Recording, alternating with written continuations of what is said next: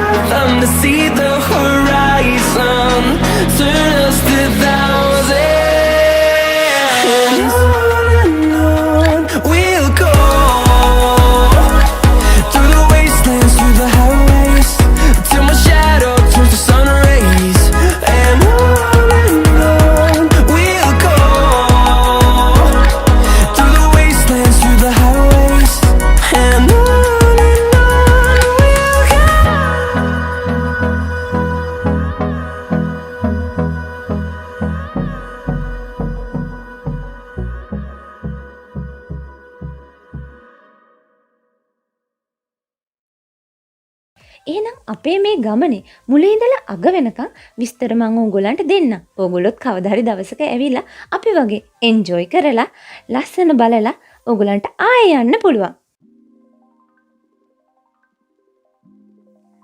FlixBUS එකේ තමයි අපි මේ ගමන ගියේ. FlixBUS කියන්නේ යුරෝපයේ තියෙන ෆේමස් වගේම හොඳ ක්වොලිටි එකක් තියෙන බස් සර්විස් එකක්. අපි නම් මේ සර්විස් එකට ගොඩක් හොඳ කස්ටමර්ස්ලා කිලෝමීටර් 4000කට එහා අපි මේකෙන් ට්‍රැවල් කරලා තියෙනවා. අපි දෙන්නටම මේ ගමන ගිහිල්ලා ආයි පැරිස් වලට එන්න ගියේ යූරෝ 70ක් වගේ මුදලක්. ඕගොල්ලන්ටත් මේ සර්විස් එක පාවිච්චි කරන්න ඕන නම් FlixBUS App එකෙන් හරි ඒගොල්ලන්ගේ සර්විස් කවුන්ටර් එකකින් හරි ටිකට් එකක් අරන් ඕගොල්ලන්ට මේ සර්විස් එක පාවිච්චි කරන්න පුළුවන්. අපි නැවතුනේ හොස්ටල් එකක. අපි ඒකේ දවස් 4ක් විතර හිටියා. ඒ කියන්නේ නයිට් 3ක්. එක නයිට් එකකට යුරෝ 25ක් වගේ වුණා එක්කෙනෙක්ට. අපි දෙන්නටම නම් ඉතින් ටෝටල් කොස්ට් එක 150ක් විතර වුණා යුරෝ වලින්.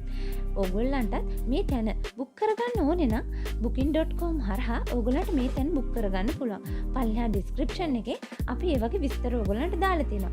අපේ නම් පර්පස් එක උනේ ෆුඩ් එක්ස්පීරියන්ස් කරන එකයි හොඳට ඇවිදින එකයි. ඉතින් අපිට පොඩි වෙලාවක් තමයි නිදා ගන්න ටයිම් එක තියෙන්නේ. ඒ නිසා තමයි අපි මේ වගේ බජට් හොස්ටල් එකක් තෝරගත්තේ. ඕගොල්ලන්ගේ choice එක අනුව ඕගොල්ලන්ට ඕන තැන booking.com හරහා ඕගොල්ලන්ට තෝරගන්න පුළුවන්.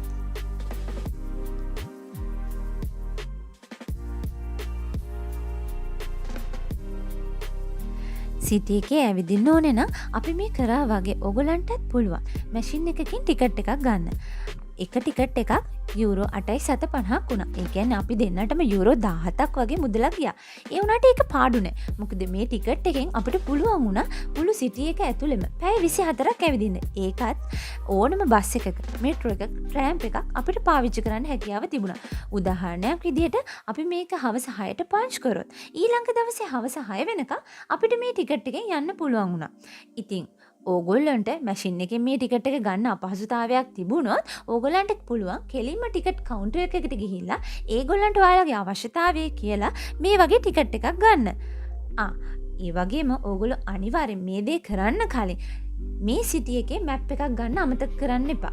ඒක ඕගොල්ලන්ට ටිකට් කවුන්ටර් එකකින් හරි ෂොප් එකකින් හරි ඉල්ල ගන්න පුළුවන්. එතකොට ඕගොල්ලන්ට ලේසියෙන්ම ඔයාට කොහෙද යන්න ඕනේ කියලා ඩිසයිඩ් කරන්න පුළුවන්. හොඳට ට්‍රැවල් කරන්න පුළුවන්. හොඳට එන්ජොයි කරන්න පුළුවන්. ඕගොල්ලන්ට සිටි එකෙන් එළියට යන්න ඕනේ නම් හොඳම විකල්පය තමයි කවුන්ටර් එකට ගිහිල්ලා ඒගොල්ලන්ට ඔයාලට යන්න ඕන ලොකේෂන් එක පෙන්නලා අදාළ ටිකට් එක ගන්න එක. මැෂින් වලිනුත් ගන්න පුළුවන්. නමුත් සමහර වෙලාවට වැරදෙන්න පුළුවන්. ඒ නිසා හොඳම දේ තමයි ටිකට් කවුන්ටර් එකට ගිහිල්ලා ඒගොල්ලන්ට කියලා ඔයාලගේ ලොකේෂන් එක පෙන්නලා අදාළ තැනට ටිකට් එකක් ගන්න. අපි වින්ඩ්මිල් බලන්න ගියෙත් ඒ විදිහට තමයි.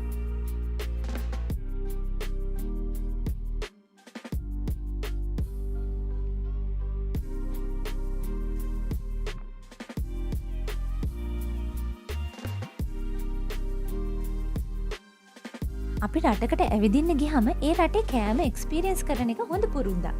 අපි දෙන්නට මේ මුළු ටුවර් එකටම කෑම වලට වියදම් ගියේ යුරෝ 250ක් වගේ මුදලක්. ඒ කියන්නේ ඕගොල්ලෝ එක පුද්ගලයෙක් ආවොත් එක වේලක් යුරෝ 15ක් වගේ මුදලකින් ෂේප් කරගන්න පුළුවන්. ඒක ඉතින් වැඩි වෙන්නත් පුළුවන්, අඩු වෙන්නත් පුළුවන්. ඒක ඉතින් ඩිපෙන්ඩ් වෙන්නේ ඔයා තෝරගන්න විදිහ අනුව. ගෑනු ළමෙට උනත් තනියම ඇවිදින්න මෙහි ගොඩක් බය වෙන්න ඕනේ නැහැ. රැයක උනත් තනියම යන්න පුළුවන්. මෙහි මිනිස්සු ඉංග්‍රීසි කතා කරන නිසා අපිට ගොඩක් පහසු වුණා. ඒ වගේම රෙස්ටුරන්ට් ගත්තොත් ඒකේ ඉන්න කාර්ය මණ්ඩලව ඉතාම සුහදශීලී. අපිට ඕනම කෑමක් අරගෙන ඉතාම විනෝදජනකව අපේ කෑම රස බලලා අපිට එන්න පුළුවන් හැකියාව තිබුණා.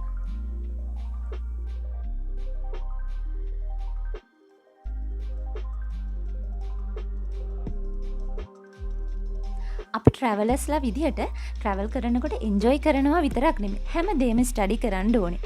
ඉතින් මේ ටුවර් එකෙන් නම් මගේ හස්බන්ඩ් නම් ගොඩක් සතුටුනේ. අපිට සයන්ස් මියුසියම් එකට යන්න පුළුවන් වෙච්ච එක ගැන. ඉතින් ඕගොල්ලෝ ළමයි එක්ක එහෙම ටුවර් කරනවා නම් මෙන්න මේ මියුසියම් එකට යන්න අමතක කරන්න එපා. ඉතින් අපි හිතුවා මේ මියුසියම් එක ගැන ඊළඟ වීඩියෝ එකේ ඉතා දීර්ඝව පැහැදිලි කරන්න. අදට අපි නවතිනවා. ඕගොල්ලෝ හැම දිනාටම සුබ දවසක්.